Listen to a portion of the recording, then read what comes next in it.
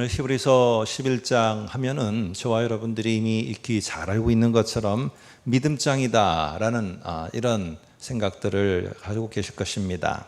그런데 히브리서 11장은요, 이게 히브리서 11장부터 새로운 장이 시작되는 것이 아니라 잘 보시면은 10장 39절과 연계돼서 연속적으로 보아야 되는 그러한 장입니다.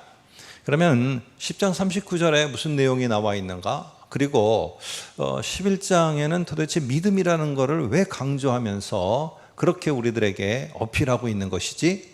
우리가 알 수 있을 것입니다. 그래서 한번 10장 39절을 먼저 한번 보겠습니다. 거기 보면은 이렇게 말하는데요. 우리는 뒤로 물러가 멸망할 자가 아니요 오직 영혼을 구원함에 이르는 믿음을 가진 자니라, 이렇게 말합니다. 쉽게 말하면은 뒤로 가는 자가 아니고, 그렇다고 거기에 갇혀 있는 자도 아니고 앞으로 나아가는 자라는 것을 강조를 해요. 이거는 철저하게 오늘 히브리서를 듣고 있는 보고 있는 또 이 교회와 관련이 있습니다. 초대교회의 상황은 계속적으로 저희가 한 3주 정도 보고 있는 것처럼 그들은 유대교였다가 이렇게 기독교로 개종을 한 자들이 대부분이었어요. 그러다 보니까 유대교에 있는 선생들이 그들을 박해하고 핍박하고 이런 참 힘든 시간들을 보내고 있었어요. 그래서 그들을 이 광야에 갇힌 옛날의 이스라엘 그 선배들의 모습처럼 어렵고 힘든데, 이러다 보니까 이 사람들이 자꾸 흔들리고 그 자리에서 뭔가 자기의 인생들이 끝났다라고 생각을 하고, 또 심지어는 옛날 유대교로다가 되돌아가는 일이 벌어진 거예요. 그러다 보니까 오늘 이러한 교회 사람들에게, 교회에게 딱 명확하게 39절에 말하고 있는 겁니다. 뭐라고 말하느냐? 우리는 뒤로 되돌아가는 자들이 아니다. 그러면서 뭐라고 말하느냐? 오직 영혼을 구원함에 이르는, 그러니까 앞으로 저 구원함의 성취가 있고 완성이 있는 곳을 향해서 우리는 앞으로 나아가는 자들이지 우리는 되돌아가는 자들이 아니다 라고 말을 하면서 뭐라고 말하느냐? 이것이 바로 믿음을 가진 자니라. 이게 39절의 끝이었어요. 다시 말해서 믿음을 가진 자들은 내가 광야와 같은 상황에 갇혀 있을 때에도 되돌아가거나 내가 예수 믿어봐야 아무 소용이 없었어 이러고 옛날로 되돌아가거나, 아니면 그 자리에 갇혀서 나는 더 이상 이제 이러지도 못하고 저러지도 못하는 자야 하고 절망하거나 포기하지 않고 그 상황 속에서도 앞을 향해서 나아가게 하는데, 그 동력이 뭐냐면은 믿음을 가진 것이라는 거예요. 그러면서 이제 1절에서 그럼 믿음이란 뭐냐 하면서 설명을 하고 뒤이어서 믿음을 가진 사람들은 그러면은 이런 우리와 같은 어려운 이 광야 속에 갇혀 있을 때 그들은 도대체 어떻게 믿음으로 어떤 삶을 산 거냐, 그 믿음이 뭐고 어떤 삶을 산 거냐, 우리가 한 사람 한 사람 좀 살펴보자. 이게 11장의 내용입니다. 그리고 뒤에 가서는 그들도 이렇게 믿음으로 그 속에 갇혔지만은 그렇게 나가니까 결국 하나님께서 정말로 귀하게 아름다운 또 성취의 결과의 자리에 그들을 또 있게 하지 않았느냐 하는 얘기들을 11장에 합니다. 자, 그러면서 11장 1절에서 중요한 말을 하는데요. 뭐라고 말하냐면은 믿음은 처음으로 바라는 것들의 실상이다 라는 말을 합니다. 우리가 이런 배경과 이런 것들이 없이 그저 11장 1절만 갖고 보게 되면은 믿음은 바라는 것들의 실상이다 라고 하니까 이렇게 생각을 하는 경우가 있는 것 같아요. 내가 뭔가를 계획하고 내가 뭔가 일을 시작할 때 내가 믿습니다 주문을 외우듯이 믿습니다 하면은 내가 원하는 소원이 이루어지게 됩니다. 그래서 믿습니다 하면은 내가 원하는 그 일, 그 학교, 그 내가 원하는 장래, 그것들이 이루어집니다. 오늘 이렇게 믿음을 오해해서 곡해해서 이해하는 경우가 많이 있습니다. 그러나 오늘 여기 우리가 먼저 기억해야 될 것은요, 여기서의 바라는 것이라는 것은 우리는 내가 바라는 거, 내가 소원하는 거, 내가 기대하는 거, 이것만 생각하는 거예요. 그러면 믿음이 믿습니다 하면은 내가 바라는 게 내 눈앞에 실상으로 나타난다는 거죠. 그러나 오늘 히브리서 전반적으로 흘러가고 있고 뒤에 나오는 사람들이 보인 삶의 모습을 보면은 바라는 것은 그게 아닙니다. 여기에서 바라는 것은요, 내가 바라고 내가 원하고 내가 기대하는 게 아니라 하나님이 바라는 거예요. 하나님이 원하시는 거예요. 하나님이 저 멀리를 바라보시면서 준비해 가시는 거예요. 하나님이 큰 그림을 그려 가시는 거, 이게 하나님이 바라는 거예요. 그래서 하나님은 큰 그림을 가지고 시작을 하셨고 큰 그림의 마지막을 잘 마치는 성취를 하시기까지 이 모든 것을 지금 누가 주관하고 갖고 있느냐? 하나님이 하고 있다는 것이에요. 하나님이. 그래서 하나님이 당신이 바라는 것, 내가 믿는 그 하나님이 당신이 그려놓으시고 당신이 원하시는 것, 그거를 시작하신 하나님이라면은 무슨 일이 있어도 중간에 광야가 껴있고 광야가 있을 뿐만 아니라 나를 핍박하고 감옥에 던지고 나를 뿐만 아니라 죽음에 던지는 이런 상황이 있다 할지라도 하나님이 시작하신 것은 하나님이 무슨 일이 있어도 성취하셔서 그 성취의 자리에 하나님 당신의 백성들이 거하게 하시는 것, 이거는 막을 수가 없는 거다. 이게 바로 뭐냐면은 바라는 것입니다. 바라는 것, 하나님이 바라는 이것. 그래서 하나님이 시작하셨기에 하나님은 성취하실 것에 대해서 내가 이거를 꽉 붙잡고 나아가는 것, 이게 바로 믿음이라는 거예요. 이게 믿음. 내가 믿습니다, 믿습니다 이게 말하는 게 아니라 뭘 믿느냐? 하나님이 시작하셨고 하나님이 성취하셨기에 내 앞에 펼쳐지는 어떠한 것이라 할지라도 분명하게 하나님은 그것 속에서 좌지우지되지 않고 끝까지 뚫고 나아가서 그것을 이루시리라. 여러분, 우리가 살다 보면 항상 꽃밭만 있는 게 아닙니다. 우리에게는요, 가시밭과 같은 길이 훨씬 더 많아요. 그런데 그 가시밭과 같은 길을 갈 때에도 꼭 기억하세요. 하나님이 시작하셨는데 이 가시밭에서 나의 삶이 끝나게 하시는가? 절대 그렇지 않다. 하나님이 우리를 출애굽시켰는데 가나안까지 우리를 인도해 가신다고 했는데 이 광야를 맞은 우리를 여기서 끝내시겠는가? 절대 그렇지 않다. 하나님은 무슨 일이 있어도 우리를 가나안에 들어가게 하실 것이고 우리를 향해 계획하시고 교회를 향해 계획하신 것을 이루시리라. 이것을 굳게 잡는 것, 이게 바로 믿음입니다. 그래서 이 바라는 것, 하나님이 바라시는 거예요. 하나님이 시작하시고 하나님이 이루시는 것, 그거를 내가 하나님이 하실 것을 굳게 믿는 것, 붙잡는 것, 이게 믿음이에요. 오늘 이러한 표현을 실상이라는 단어 속에다가 오늘 여기에 저자는 더 똑같이 집어넣었습니다. 실상이라는 말은요, 우리가 볼 때 눈에 안 보이는데 믿습니다 하면 눈에 탁 나오는 무슨 도깨비 방망이처럼 이렇게 믿음이라는 걸 생각하는데요, 여기에 실상이라는 단어는 그런 의미가 아닙니다. 여기에 실상은요, 뭐뭐 아래에 확립하다, 뭐뭐 아래에 확실하게 세워지다라는 뜻이에요. 그래서 이거는요, 완전히 밑에 뿌리가 딱 박혔기 때문에 완전히 견고해서 어떠한 풍파가 불어도, 어떠한 환경이 닥친다 할지라도, 어떤 주변의 요소가 변화된다 할지라도 이거는요, 성장해 가서 열매를 맺는 일, 이게 멈춰지지를 않아요. 이게 바로 뭐냐? 실상이라는 거예요. 실상.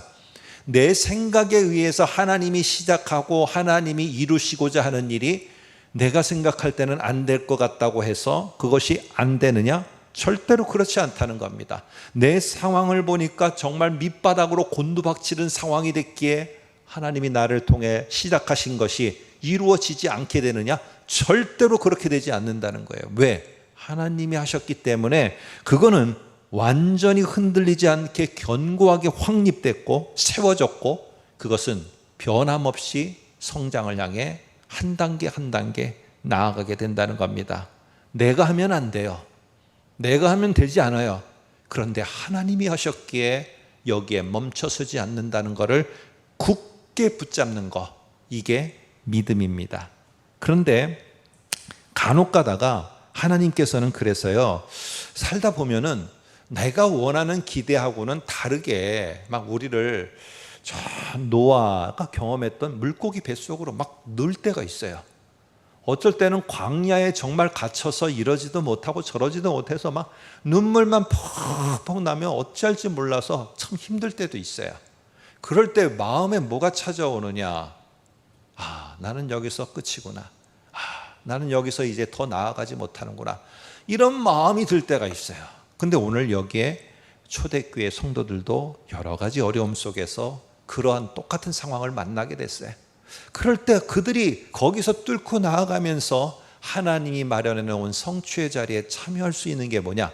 믿음이라는 거예요. 믿음. 근데 이 믿음은 내가 믿습니다 하는 게 아니라 뭐라고요? 시작하신 하나님, 그리고 끝이 되셔서 마치는 하나님. 중간에 어떤 일이 있어도 시작과 끝을 분명히 이루실 하나님. 나는 그 하나님을 내가 신뢰하고 붙잡습니다. 이게 믿음입니다. 여러분, 이 믿음이 있게 되면은 똑같은 광야에 갇혔어도 사람이 달라집니다. 삶이 다르게 나타나요. 그래서 이러한 견고한 믿음을 가진 자는 그 다음에 뭐가 나오느냐? 그 속에 불평과 원망과 자포자기와 모든 것들 속에 뒤로 돌아가는 일이 벌어지는 게 아니라 하나님이 그 순간에도 주시는 말씀을 듣고 순종이 일어나요. 전혀 거기에 일어날 것 같지 않은 그런 명령을 주시는데도 순종을 해요. 뒤에 그 인물들의 모습을 한번 저와 여러분이 볼 겁니다. 그래서 이 히브리서는 이 믿음이라는 단어와 순종이라는 단어를 서로 막 섞었습니다. 여기에 믿음이 들어가야 될 것 같은데 순종이 들어가고요, 순종이 들어가야 될 것 같은데 믿음이 들어가요. 막 이 두 개를 막 섞었어요. 왜 그러느냐? 동전의 양면처럼 내가 그 신뢰하는 하나님에 대해서 견고히 서 있게 되면은 나타나는 게 그 상황이 어떠느냐, 상황을 갖고 저 사람하고 비교하고 왜 나는 저렇게 안 되지? 나는 왜 저 사람처럼 저렇게 하나님이 주지 않지? 이거를 보는 게 아니고 오늘 내가 무엇을 순종할 것인가를 보며 그거를 해나가게 됩니다. 자, 이렇게 보다 보니까 이 히브리서에 이 두 말이 상당히 많이 나와요. 믿음, 그러면 순종이 나오고요. 순종이 했다, 그러면 그 밑바닥에는 믿음이 깔려 있고. 한번 세 군데만 저와 여러분들이 찾아보려고 합니다. 다 찾아보면은 오늘 한도 끝도 없어요. 그냥 나중에 가서 한번 주의 깊게 보시고요. 자, 먼저 지난주에 살펴본 대로 히브리서 3장에 보면은 가나안 땅에 누가 들어가느냐, 가나안 땅에 누가 못 들어가지, 이거를 말하는데 한번 3장 18절을 먼저 볼까요? 이렇게 말합니다. 순종하지 아니하는 자들은 가나안에 못 들어가요. 그럼 누가 들어가요? 순종하는 자들이 들어간다고 해야 되잖아요. 근데 19절에 보니까 순종이라는 말을 쓰지 않고 뭐라고 말하냐? 그들이 들어가지 못한 자들은 믿지 아니함으로, 이렇게 말을 해요. 못 들어가는 자들이 누구냐? 순종하지 아니하는 자들. 근데 다음에서는 믿지 아니하는 자들. 이렇게 이 두 단어가 서로 다르게가 아니라 이렇게 서로 교대로 쓸 수 있도록 이렇게 되어 있습니다.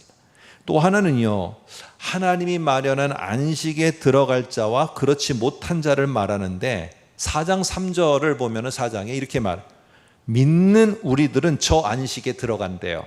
그러면 저 안식에 못 들어가는 자는 뭐예요? 믿지 않는 자는 못 들어간다고 말해야 되는데 그렇게 말하지 않고 순종하지 아니함으로 못 들어간대요.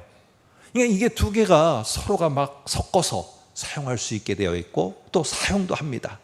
자, 그럼 오늘 11장의 8절에 보면은 아브라함이라는 사람이 나오는데 한번 볼까요? 11장 8절에 이렇게 말을 합니다. 믿음으로 아브라함은 부르심을 받았을 때, 믿음으로 부르심을 받았다는 게 확실하게 되니까 나타나는 게 뭐냐? 순종이 나타나더라는 거예요. 순종이. 야, 거기 가면 뭐가 있지? 거기 가면 어떻지? 이런 게 아니라 하나님이 부르심 가운데 주신 명령 앞에 순종하며 그냥 가더라는 거예요.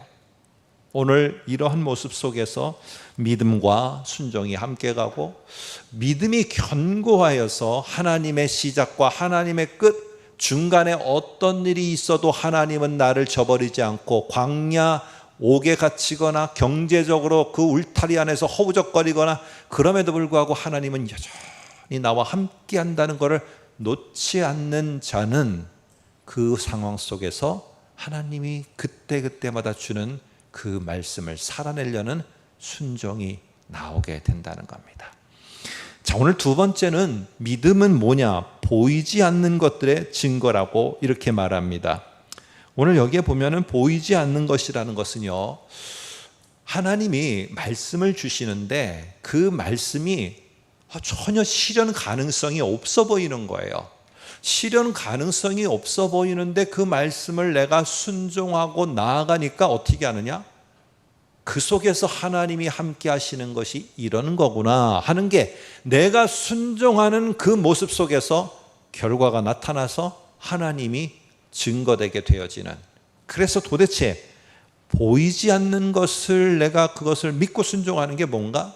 오늘 예를 들어서 이제 인물들이 등장합니다. 오늘 다 살펴볼 수는 없으니까 한번 제일 먼저 우리 노아를 한번 같이 보겠습니다. 11장 7절에 보니까 이렇게 말합니다. 노아는 아직 보이지 않는 일에 경고하심을 받았다, 이렇게 말해요. 이게 무슨 말이냐 하면은 노아는 지금 하나님께 어떤 말씀을 받았는데 홍수로다가 죄악이 관영하는 이 세상을 심판할 거라는 거예요. 그런데 노아는 지금까지 물로다가 세상이 심판되어지는 것을 본 적이 없어요. 그리고 지금 주변에 세상에 사람들은 뭐라고 말하느냐? 너 지금 뭐 하는 거냐? 지금 배를 왜 짓고 있어? 하나님이 물로다가 이 세상을 심판하신대. 네가 한번 눈으로 돌아봐라.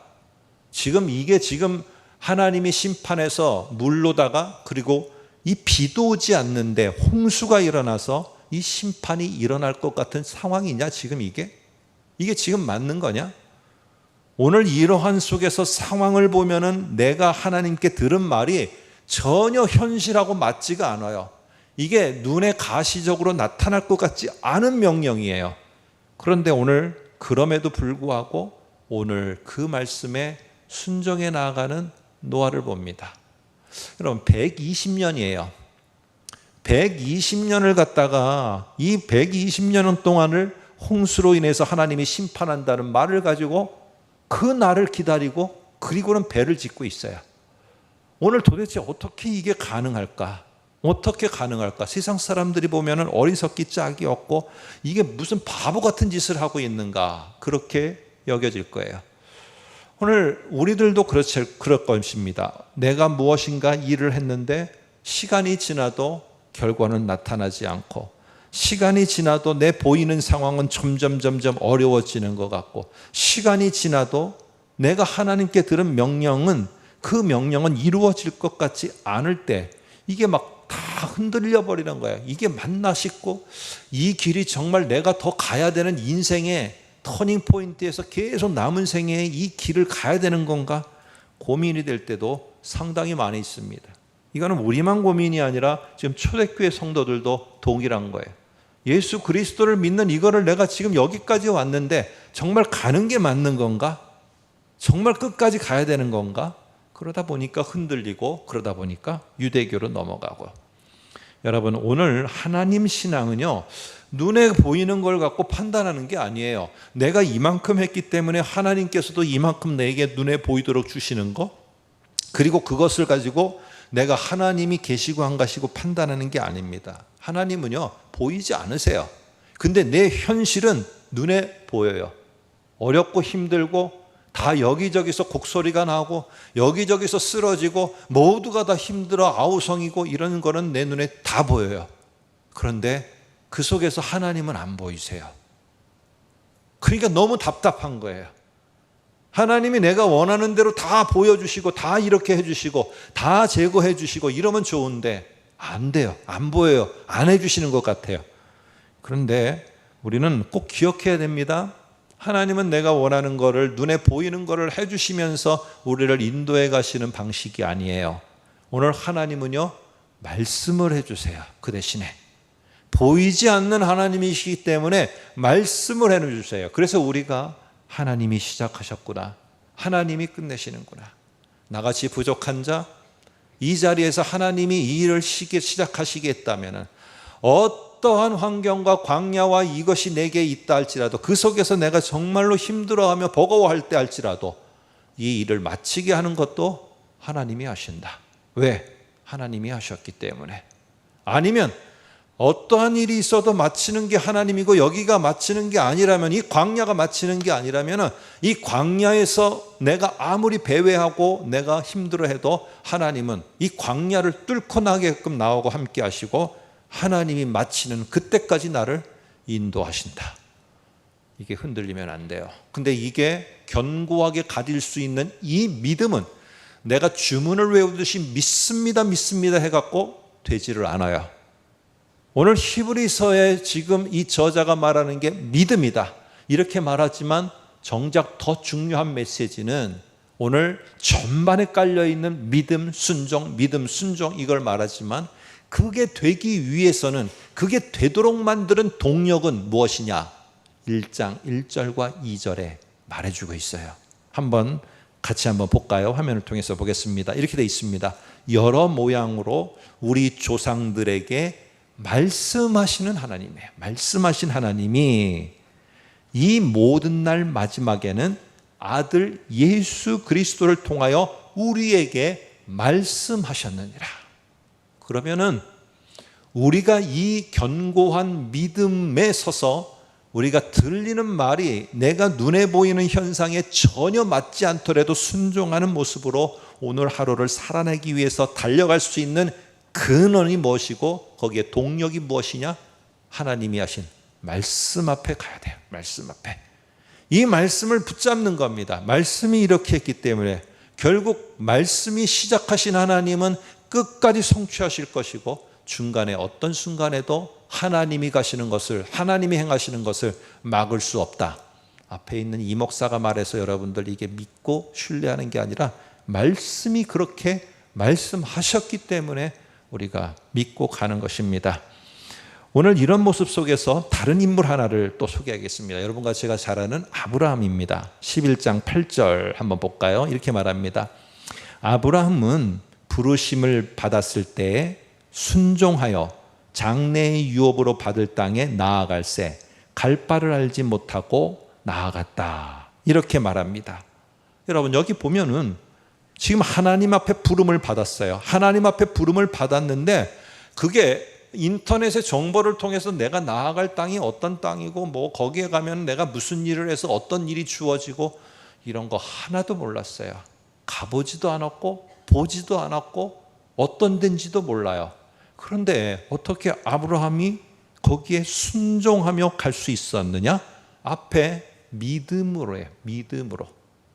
하나님이 나를 이곳에 부르셨다면은 나를 통해서 하나님이 이루시고자 하는 것도 분명히 하나님이 이루실 것이다. 이건 내가 해야 되는 문제가 아니라 하나님이 하실 것이다. 이 두 개가 확신이 되니까 가는 겁니다. 그런데 막상 가서 약속의 땅에 들어가니까 아브라함을 기다리고 있었던 것은 꽃밭과 넓은 들판과 정원과 아름다운 주택이 아니라 기근이 기다리고 있었어요.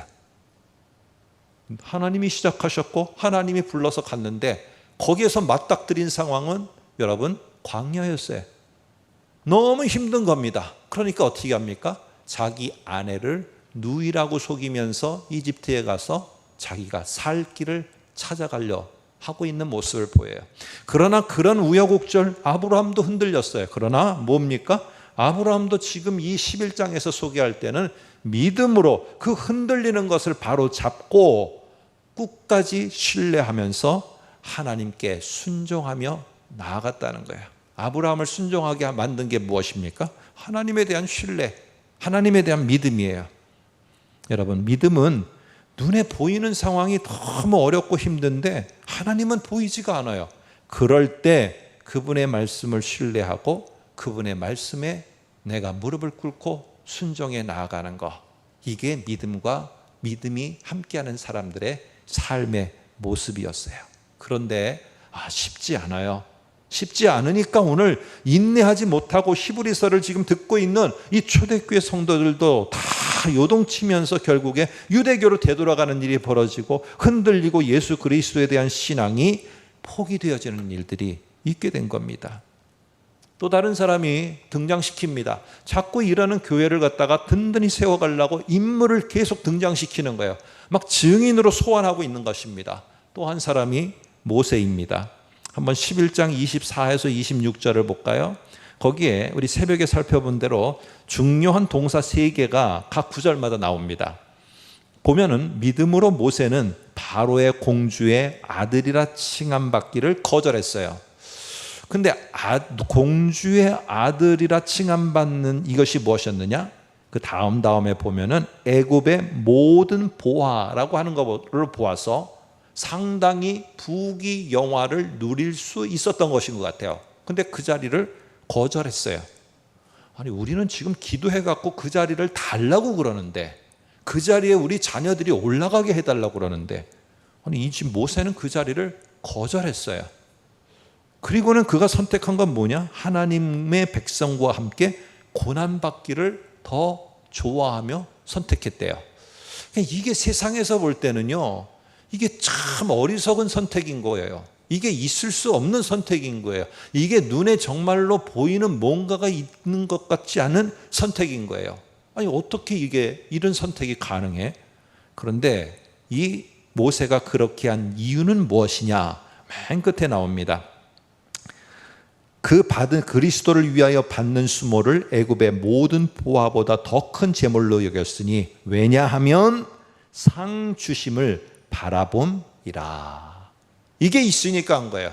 상을 지금 주셨기 때문에 이걸 하는 게 아니라 상은 아직 내 눈에 안 보여요. 그런데 오늘 시작하신 하나님이, 나를 부르신 하나님이, 나를 불러 세운 하나님이 이스라엘 백성을 출애굽시켜 가나안에 들어가서 하나님의 백성 삼아 백성다운 삶을 살게 하실 것, 그것을 내가 믿고 신뢰하니까 지금은 내게 그것이 눈에 보이지 않더라도 그 길을 선택했어요.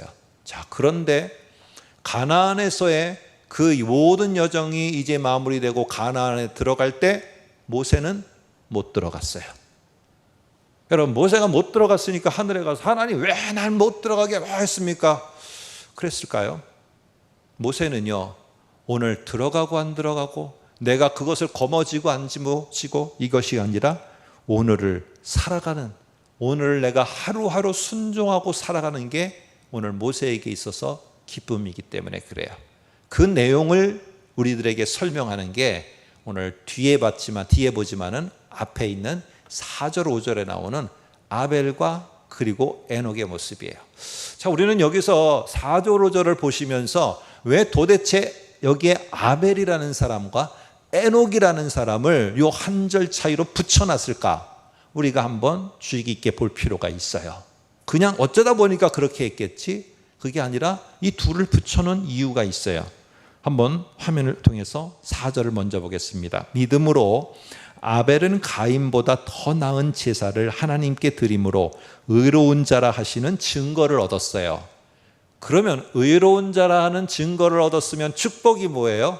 좋은 게 와야 되잖아. 그런데 4절 뒤에 보니까 그에 대해서 나온 결과는 무엇이냐면은 죽임을 당하는 것이었어요.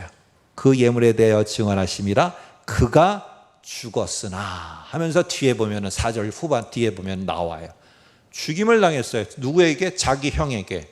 그런데 오늘 다른 한 사람이 등장합니다. 이 사람은 에녹이라는 사람이에요. 근데 여기 보시면은 11장 5절에 보니까 믿음으로 에녹은 어떤 결과를 맞이했느냐?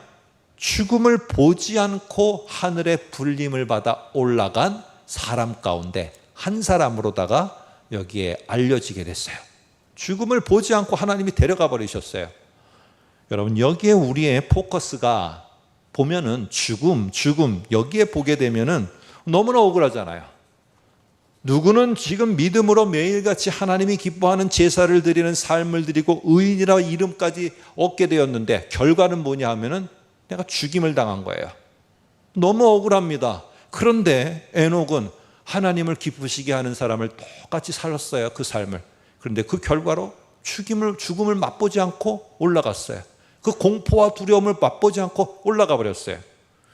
여러분, 만일에 이렇다면 우리가 그걸 갖고 편간하고 우리가 그걸 보고 나는 오늘 못 살겠어. 나는 예수 믿고 못 살겠어. 이렇게 하지 말라는 거예요. 히브리서에 있는 초대교인들은요, 지금 히브리서 11장 후반으로 가면은 옥에 갇히고 죽임을 당하고 톱으로 켜서 죽임을 당하고 여러 가지 경제적인 압박을 받으며 정말 고난 가운데 있어요. 하나님, 내가 믿음으로 살아났는데 왜 도대체 이런 결과가 오는 겁니까?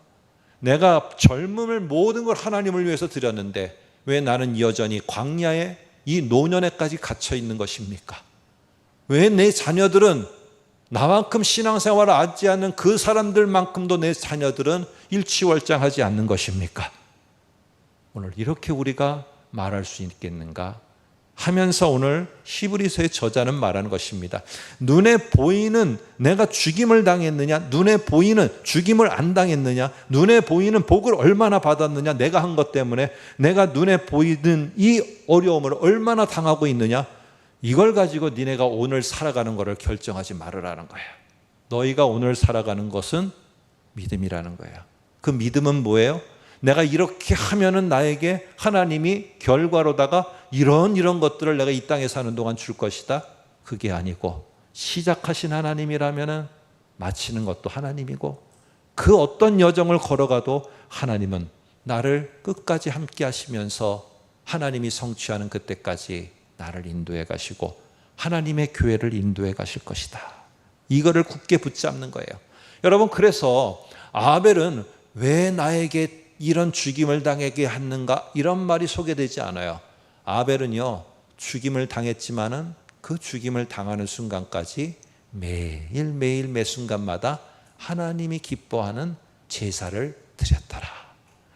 어떤 내 앞에 일이 있다 할지라도 아벨이 살았던 삶을 강조하는 것은 죽임이 당한 게 아니라 하루하루를 하나님이 기뻐하는 삶을 산 거예요. 에녹에게 있어서 초점은 죽임을 맛보지 않고 들려 올라갔다가 아니라 무엇이냐 하면은 오늘도 하나님이 기뻐하시는 게 뭘까를 생각하며 살아갔다. 이게 5절의 강조점입니다. 여러분, 눈에 보이는 이 광야에 있을 때 하나님은 참 눈에 안 보여요. 그러니까 내 마음이 너무 답답한 것 같아요. 그럴 때 우리가 아까부터 살펴봤던 시작과 끝이 되신 하나님을 신뢰하며 살아갈 수 있는 게 뭘까? 믿음이다. 그럼 믿음이 더 뭘까? 오늘 중간쯤 가면은요, 인물을 시작하다가 4절, 5절 설명하다가 갑자기 잠깐 여기서 내가 더 하려고 그러는데 복습하고 11장 6절에서 한 번 더 1절, 2절에 나오는, 특별히 1절에 나오는 말을 여기서 복습을 시킵니다. 우리도 한번 다시 11장 6절로 복습 한번 해볼까요? 이렇게 말합니다. 믿음이 없이는 하나님을 기쁘시게 하지 못하나니. 이게 무엇이냐 하면은요, 내가 믿음이 있으면 하나님 막 기뻐하게끔 하는, 이것보다 더 중요한 의미가 있어요. 앞에 나오는 바로 여기에 나오는 아벨과 그리고 에녹의 모습처럼 내가 오늘 여건과 환경은 전혀 좋은 오늘이 아니에요. 그런데 좋지 않은 이 환경과 여건에서도 오늘 내가 하나님이 기뻐하실 수 있는 게, 나를 통해서 기뻐하실 수 있는 게 뭘까? 하나님, 그래도 감사해요.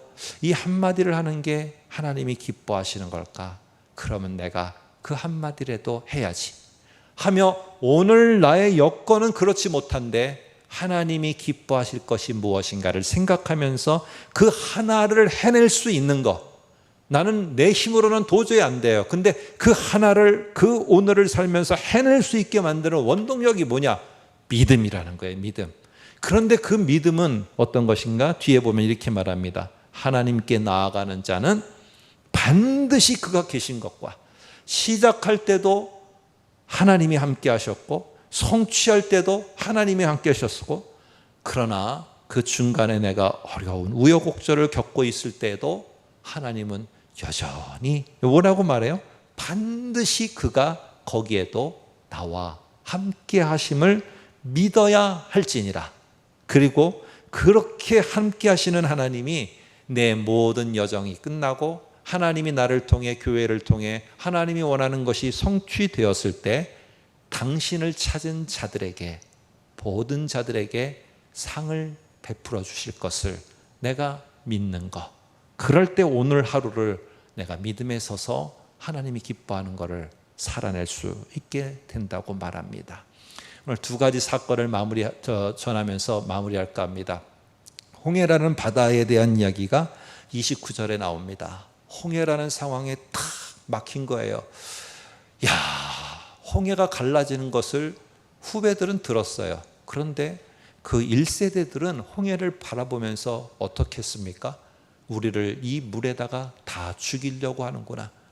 야, 이 물에서 우리는 다 빠져 죽는구나. 거기에 길이 열리는 걸 본 적이 없는 거예요. 그런데 어떻게 합니까? 상황은 눈에 보이고 하나님은 눈에 안 보여요. 하나님은 눈에 안 보이시기에 그저 이스라엘에게 주시는 것은 말씀밖에 없어요. 앞으로 나아가라. 그 말씀을 듣고 홍해바다로 들어갈 것인가. 그런데 그 말씀에 순종하여 그들이 들어가는 거예요. 믿음으로. 뭐예요? 그냥 믿습니다. 그냥 내 저질러 봅니다. 믿음으로 저질러. 이게 아니에요. 우리를 출애굽시켰다면은 홍해바다가 가로막고 있던, 어떤 광야가 가로막고 있던, 하나님이 가나안에 우리를 들어가, 우리가 못 들어가면은 우리의 자식들이라도 들어가서 하나님이 계획하신 것을 이루실 것이다. 이게 믿음이에요.